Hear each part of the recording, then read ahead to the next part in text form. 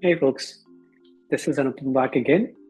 Today, uh, this is a unique situation. Probably it's happening all over the world, but at least in US, since August of 2025, what's going on is there's actually a bad data tax on shipping. Fedex and UPS have raised um, surcharges on incorrect dimensions, weights, and volumes. And if the shipper is not providing accurate data, they might be paying extra per shipment to these logistics providers, right? So we did a study of what are the changes, and I think recently USPS also has started, uh, in since last month, adding a surcharge on incorrect weights and volumes. For a shipper who's doing 1 million shipments in a year, 15% with wrong dimensions or weight, and I know shippers who have this as probably their lower benchmark. Oh, over a period of 1 year, they end up spending $2.47 million on bad data. Just if they are able to fix their weights and volumes correctly, they will end up saving this kind of number for their shipping. So we dug deeper and saw how we can do that, yes, at least for SAP customers. So let's go ahead and dive deeper. So here's some profiling which we did on material master from SAP. So we are selecting material master data. This is all the material master tables. I'm going to focus on Mara from SAP, which has the weights and volumes data. Now, based on this, we did some analysis based on some of the shipping weights and volume rules. So one category or rule set is completeness. Length and breadth and heights are there. Gross weight is not empty. Volume is not zero. Those kind of rules. Out of 22,000 Mara materials, we were surprised to find the completeness check as a critical failure for around 16,000 odd entries. And then there could be consistency checks. Volume unit is not recognized. Gross weight is populated, but net weight is zero. Net weight is there, but gross weight has not been recorded. And then there is impossibility check where net weight is greater than the gross weight. There's one shipper I know who just defaulted all their weights to 10 or 1, some rounded number like this, and those need to be caught on. And then there are some statistical ways. If for a material class or a group, there's fewer than X number of records, but that should be highlighted. There should be clear demarcation of when the volume is significantly lower than the norm or higher than the norm. So we use the quartiles, and whatever is in the first or fourth quartile is getting flat. So how do we do this? This is your SAP material master.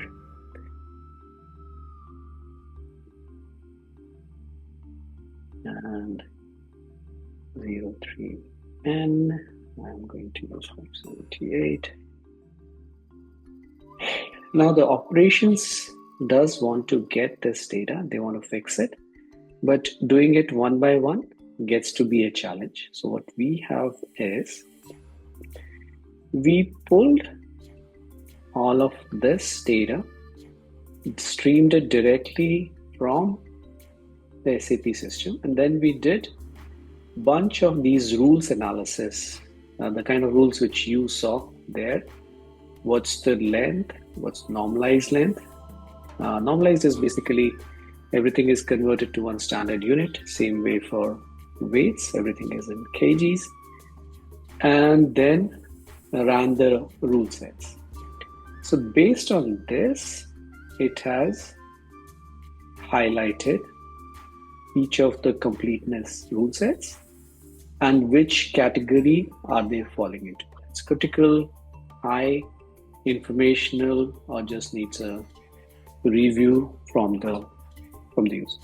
So if I wanted to get any list, let's say length, breadth, and height are all missing, all I need to do is show details, and it prepares a list for me for all the materials along with their data, which have length, weight, and height are all missing, right? Now, I'll show you how easy or simple it is to really edit these. So this is the Power Query editor, which is there on Excel, it's there on Power BI or on Cloud and Fabric. Okay. When we go there, it's all visual rules which are being created, right? So if I wanted to see any of the rules, let's say weight conversion, I have these units of weight conversion, length conversion for dimensions. I can go ahead and edit any of these. And there is also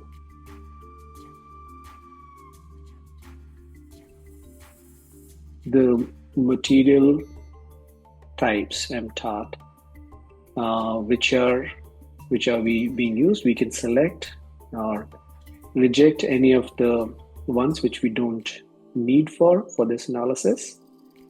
And then there are settings where we can go and look at any of these parameters. So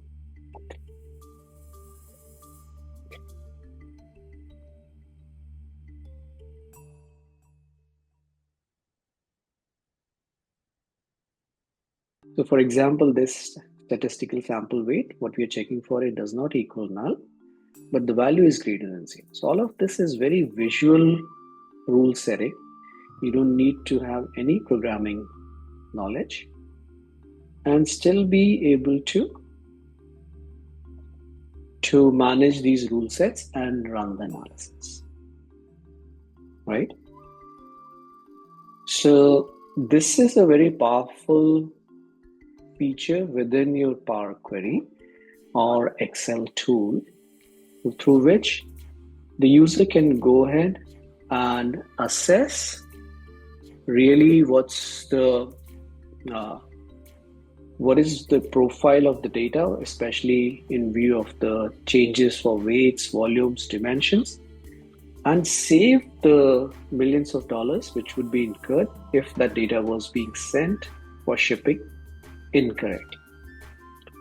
So then the next step would be obviously to go into that list and review each of the materials and then fix the data at the source.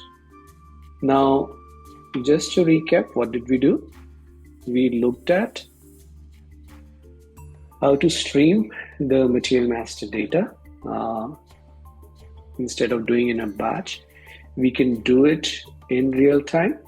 We run it at the source and the defect is caught then and there. By the way, this can be run every day, for the materials under scope, and immediately the action can be taken by the person who owns the record.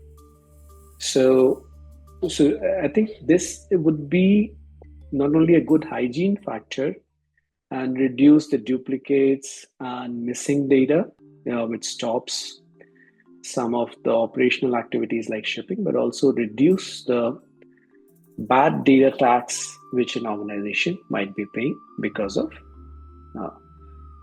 missing quantities, weights, and volumes. I hope you find this useful.